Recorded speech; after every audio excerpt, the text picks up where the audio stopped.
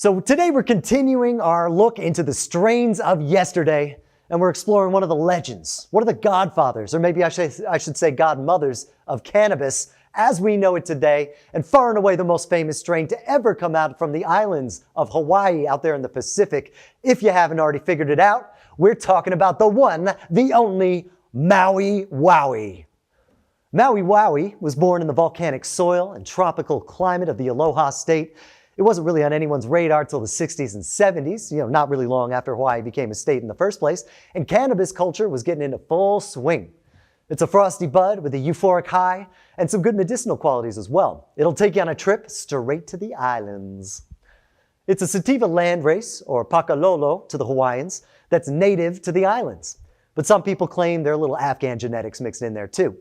It naturally comes in around 20% THC, so in the days when most of what everyone had was around 8%, it was head and shoulders above for sure.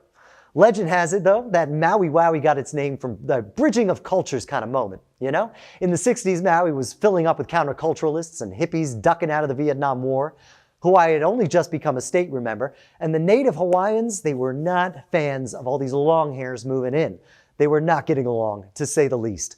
Then one day, on the summer solstice, the hippies threw a big psychedelic party with plenty of their best green to go around. And while the Hawaiians drove up like they were going to bust up the joint, but instead they busted out their own stash of what they had been growing, and suffice it to say, minds were blown. They called it Nahiku Maui, which is pretty much where it was grown, but the Americans, all they could say was wow. And before you knew it, everybody wanted that Maui Wowie. And by the 80s, it was in such high demand, Hawaiian cannabis was a bigger cash crop in the state than pineapples and sugarcane, worth something like $250 million annually.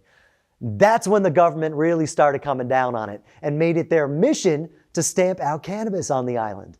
From the 70s all the way through 2000, Operation Green Harvest wreaked havoc on Hawaiian cannabis, bringing a lot of strains close to extinction. It was a government program that started out undercover, but pretty soon it was statewide with a whole big budget where police would fly back and forth over the island, over forests and fields, but also over people's homes and backyards, continuously looking for illegal cannabis grows. And when they found them, they would either bomb them with chemicals or send cops in on foot to pull them out by the roots. But by the 2000s, medical cannabis was a thing, and everybody was complaining about the helicopters, so they started shutting it down. But it had done its damage already. The higher prices and lower supply led to a big wave of methamphetamines as a cheap substitute. And today, homegrown Maui Wowie can be pretty hard to find. But I've never tried it myself, so if you have, tell me your story in the comments. I want to hear it.